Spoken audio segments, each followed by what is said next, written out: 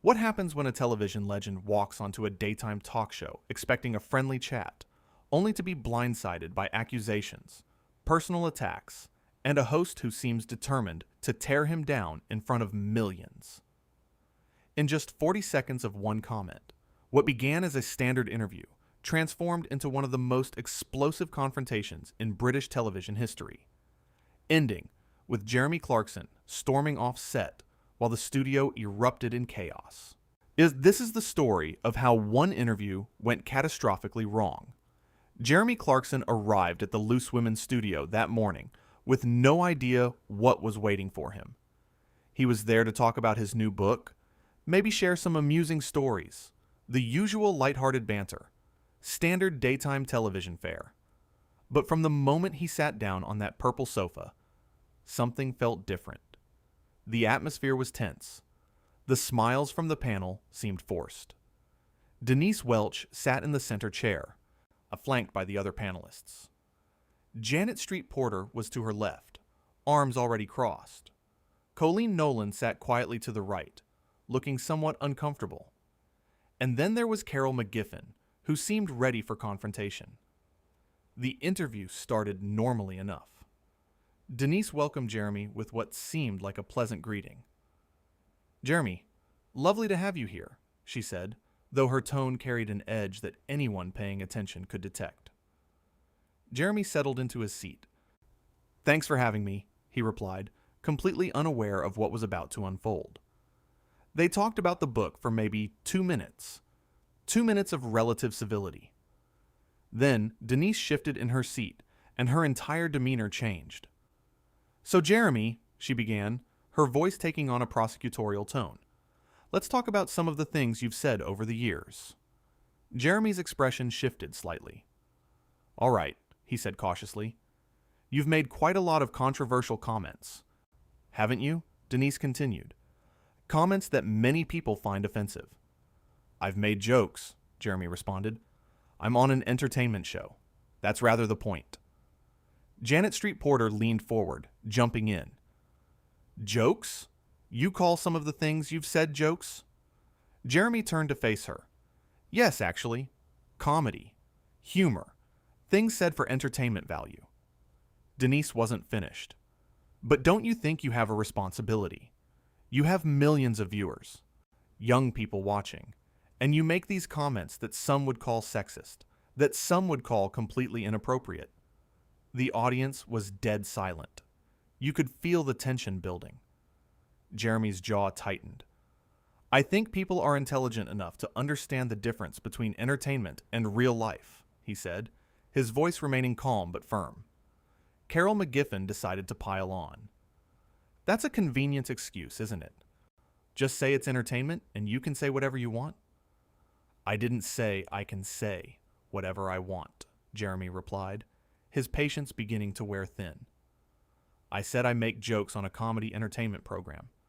There's a rather significant difference." Denise pressed forward, clearly not satisfied. "But Jeremy, when you make comments about women, when you make jokes at the expense of certain groups, you're normalizing that behavior. Why, you're telling young men that it's acceptable." "I'm not telling anyone anything," Jeremy shot back, his voice rising slightly. "I'm a presenter on a car show. I'm not a social engineer. I'm not trying to shape society. I'm trying to entertain people." "At whose expense?" Janet interjected sharply. "At no one's expense." Jeremy's frustration was becoming visible now. "They're jokes on television. If people don't like it, they can watch something else." Colleen Nolan, who had been quiet until now, spoke up with a softer approach.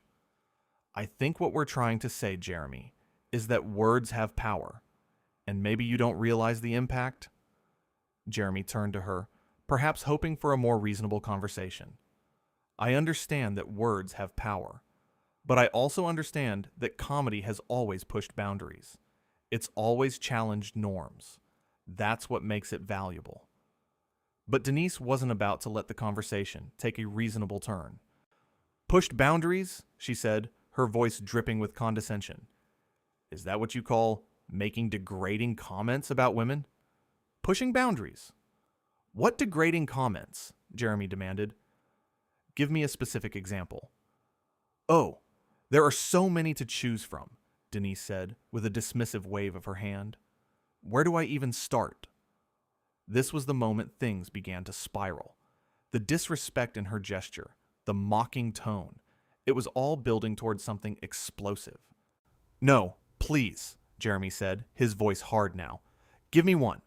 Just one specific example of something degrading I've said about women. Denise looked to her fellow panelists, as if to say, Can you believe this man?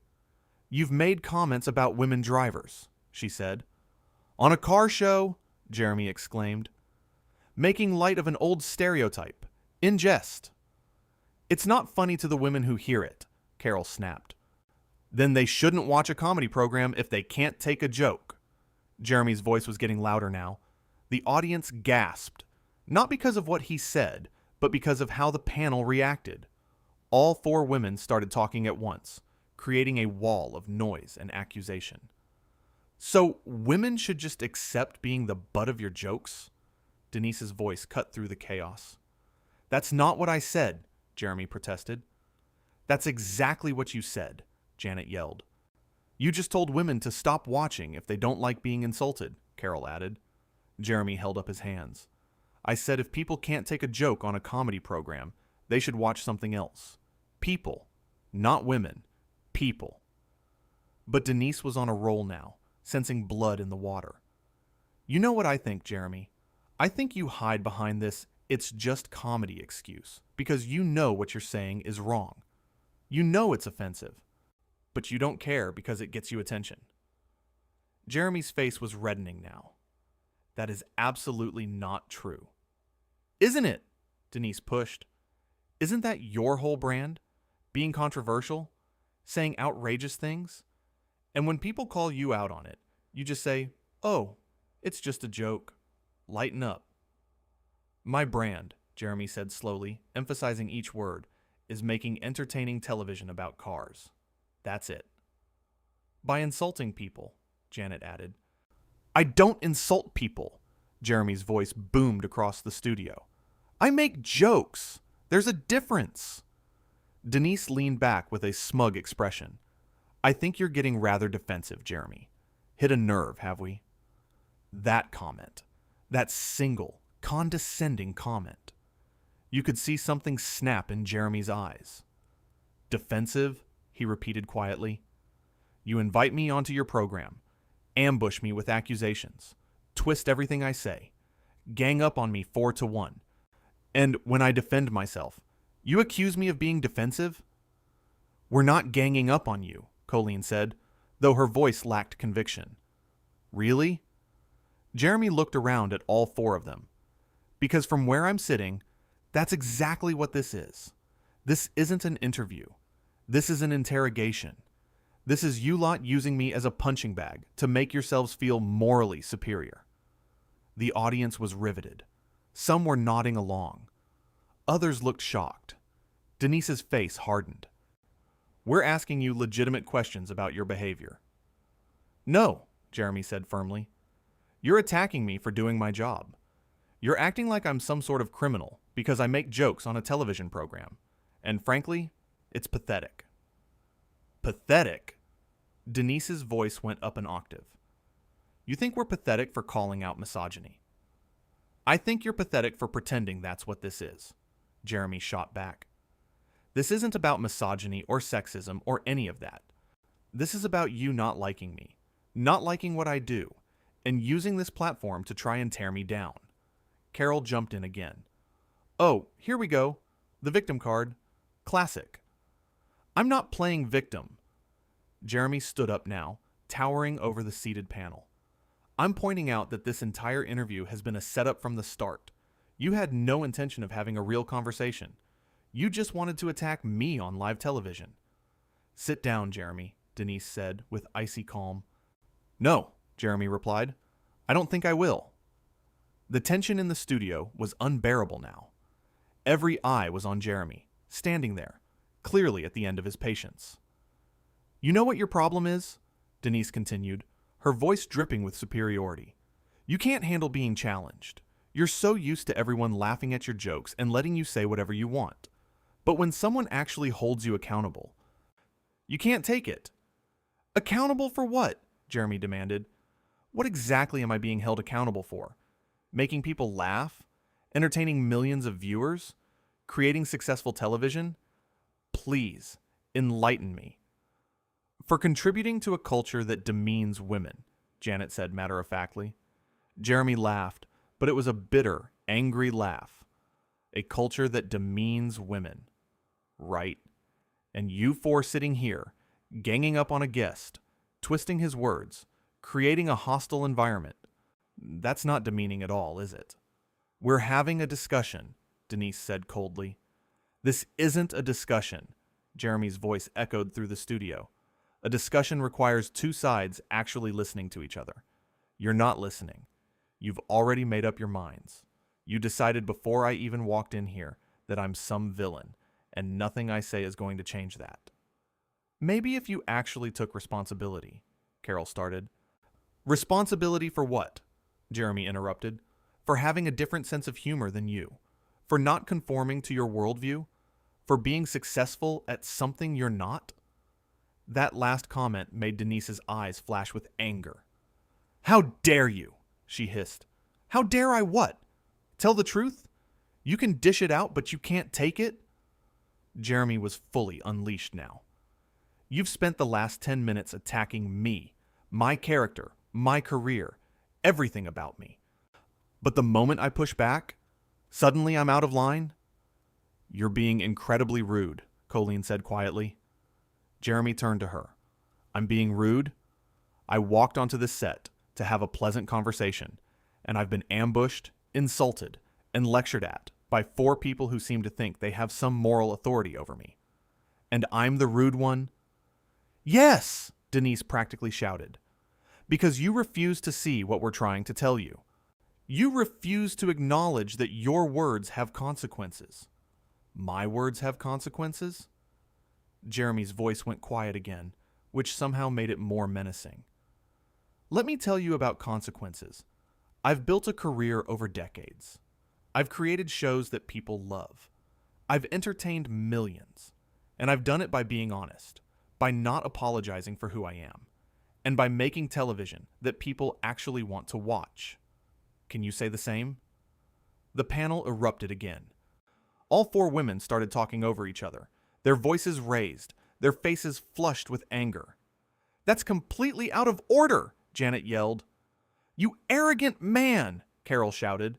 This is exactly the problem with you, Denise added, her voice shaking with rage. Jeremy stood there, watching them fall over themselves to attack him. And then he did something unexpected. He smiled, a cold, knowing smile. You know what? He said calmly. I've just realized something. But this isn't about me at all. This is about you. You're angry. Not at me specifically, but at what I represent. Success. Popularity. The fact that people actually enjoy what I do. And it kills you. Get over yourself, Denise spat. No, I'm serious, Jeremy continued. You sit here day after day, talking to your echo chamber, convincing yourselves that you're doing something important. But deep down, you know that nobody really cares. Nobody's tuning in to hear your opinions. They're watching because they're homesick, or because there's nothing else on. But my shows, people actively choose to watch them. They wait for them. They love them. The studio had gone completely silent, except for his voice. And that, Jeremy said, pointing at Denise, is what really bothers you. Not anything I've said or done. The fact that I'm successful, and you're not. The fact that people like me, and they tolerate you. Denise's face went purple with rage. You need to leave, she said through gritted teeth. Oh, I'm leaving, Jeremy said, already moving toward the edge of the set. Trust me, I've had quite enough of this circus. You can't just walk off, Carol protested. Watch me, Jeremy replied, not even looking back. This is completely unprofessional, Janet called after him. Jeremy stopped and turned around one last time. Unprofessional? You ambushed a guest on live television. You attacked him personally. You twisted his words. You ganged up on him. And I'm the unprofessional one? The lack of self-awareness is truly staggering. We were asking legitimate questions, Denise insisted, her voice cracking slightly. No, you were grandstanding, Jeremy said. You were using me as a prop in your little morality play. Well, congratulations. You got your moment. You got to feel superior. You got to play the hero standing up to the big bad celebrity. I hope it was worth it. Jeremy, please, Colleen tried a softer approach. Just sit down and let's talk about this rationally. Rationally? Jeremy laughed again. There's nothing rational about this conversation. There never was. This was a witch hunt from the moment I sat down, and I'm not going to sit here and be burned at the stake for your entertainment. He turned to leave again, and this time Denise made a critical mistake. She couldn't help herself. She had to have the last word. Running away. Are we? She called out mockingly. Can't handle a few tough questions from women? Jeremy froze. Slowly, very slowly, he turned back around. His expression was no longer angry. It was something colder. Disappointed. There it is, he said quietly. The real you. This was never about accountability or responsibility or any of that nonsense. This was about you wanting to take down a man you don't like, and when it didn't work, you're trying to make it about gender. How predictable. How utterly, completely predictable. That's not what I meant, Denise started to backtrack. Yes, it is, Jeremy cut her off. It's exactly what you meant. And you know what's truly sad? You actually believe you're the good guys here. You actually think you're doing something noble. But all you're doing is showing everyone watching exactly what kind of people you really are. Small-minded, petty, mean-spirited. The other panelists looked uncomfortable now. Even Janet, who had been so aggressive earlier, seemed to realize that things had gone too far. People are going to see this, Jeremy continued. They're going to watch this interview, and they're going to see a man who came on to talk about his book get ambushed and attacked by 4 bullies who couldn't handle not getting the reaction they wanted. And they're going to judge you for it. And you'll deserve every bit of that judgment. I think you need to calm down, Carol said, though her voice was uncertain now. I am calm, Jeremy replied. I'm perfectly calm. In fact, I've never been clearer about anything in my life. This show, this panel, all of you, you represent everything that's wrong with modern television. You don't want discussion. You don't want debate. You want compliance. You want everyone to think like you, act like you, believe what you believe. And when someone doesn't, you attack them. That's not fair, Colleen protested weakly. Isn't it? Jeremy challenged. Then tell me, when was the last time you had someone on this show who genuinely disagreed with you and you actually listened to them? When was the last time you changed your mind about something? Because of a guest? Never. Because you don't want your minds changed. You want them validated. Denise had recovered some of her composure. You're just angry because we called you out. Called me out on what? Jeremy's voice rose again. You still haven't given me a single, specific example of anything I've actually done wrong. You've made vague accusations and moral judgments, but you haven't actually pointed to anything concrete. Because you can't. Because this isn't based on anything real. It's based on your feelings. Your opinion that I'm somehow bad because I don't fit into your narrow little worldview.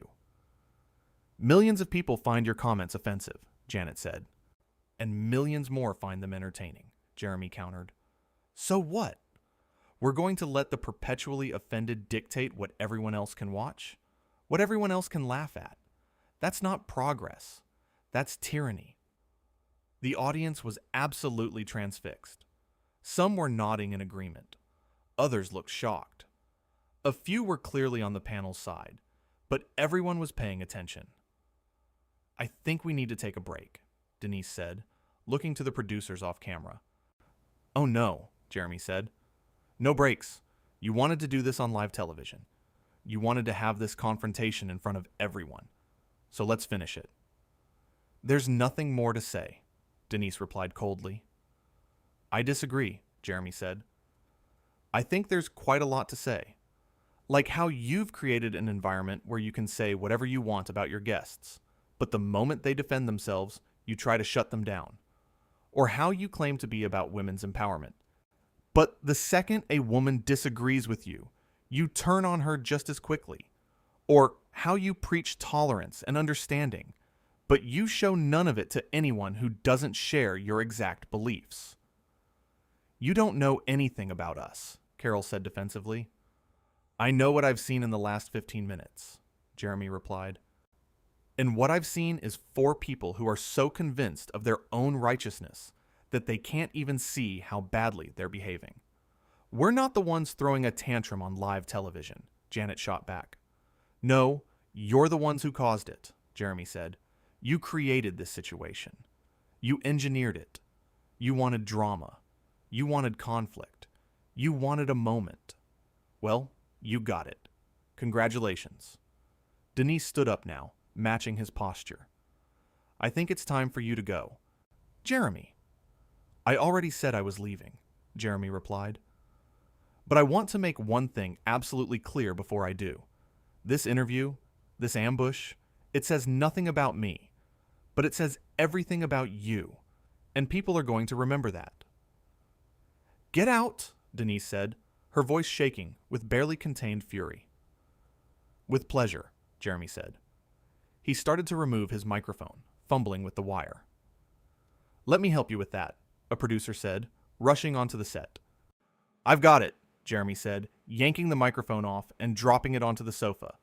As he walked toward the exit, Denise couldn't resist one more parting shot. You know what, Jeremy? You're exactly what everyone says you are. An arrogant, past his prime has been who can't accept that the world has moved on without him. Jeremy stopped in his tracks. For a moment, everyone thought he might turn around and continue the argument, but instead he just laughed. A genuine, full-throated laugh. Past my prime, he said without turning around. I'm still one of the most watched presenters on television. My shows are sold around the world. Millions of people tune in every week to watch what I do. Meanwhile, you're on a daytime chat show that most people only watch by accident. But sure, I'm the one who's past my prime. And with that, he walked off the set, leaving behind a stunned panel, a shocked audience, and a moment of television that people would be talking about for years to come. The panel sat there in silence for several long seconds. No one seemed to know what to say. Denise's face was bright red. Janet looked angry, but also somewhat shaken. Carol was staring at the floor. Colleen looked like she wanted to cry. Finally, Denise turned to the camera with a forced smile. Well, she said, her voice tight. So that was certainly interesting. Interesting is one word for it, Janet muttered. I think maybe we came on a bit strong, Colleen said quietly. No, Denise said sharply. No, we didn't. We asked him fair questions, and he couldn't handle it. That's on him, not us. He did have a point, though, Colleen ventured, about us ganging up on him. Whose side are you on? Carol snapped. I'm not on anyone's side, Colleen replied. I'm just saying, looking back, maybe we could have approached it differently. There's nothing wrong with how we approached it, Denise insisted. He's been getting away with saying whatever he wants for years. Someone needed to call him out. But we didn't really call him out on anything specific, Colleen said. We made general accusations, but we didn't give him concrete examples. He kept asking for them, and we didn't provide any. Because there are too many to list, Janet said defensively. Or because we couldn't think of any in the moment, Colleen replied. I'm just saying, if we're going to accuse someone of something, we should probably have our evidence ready. The audience was still completely silent, watching this post-confrontation fallout with fascination. I can't believe he just walked off like that, Carol said, changing the subject. I can, Denise said. He's used to being in control. Used to everyone kissing up to him. The moment someone challenges him, he runs away. Is that really what just happened, though? Colleen asked. Because it looked to me like he stayed and defended himself pretty articulately until we made it impossible for him to continue. Colleen, what is your problem? Denise turned on her fellow panelist. I don't have a problem, Colleen said. I'm just being honest. I think we went into that interview with an agenda, and it showed. Our agenda was to hold him accountable, Janet said. But for what? Colleen pressed. We never actually established what he'd done wrong. We just attacked him generally and hoped something would stick. There was an uncomfortable pause. The other three panelists exchanged glances. I think we should move on to the next segment, Denise said finally, looking off camera to the producers. Probably for the best, Carol agreed. As the show went to commercial, the panel sat there, the weight of what had just happened settling over them. Whatever they had hoped to accomplish with that interview, it clearly hadn't gone according to plan. Jeremy Clarkson had walked onto their set, stood his ground, and walked off on his own terms, leaving them looking less like crusaders for justice and more like bullies who had picked the wrong target.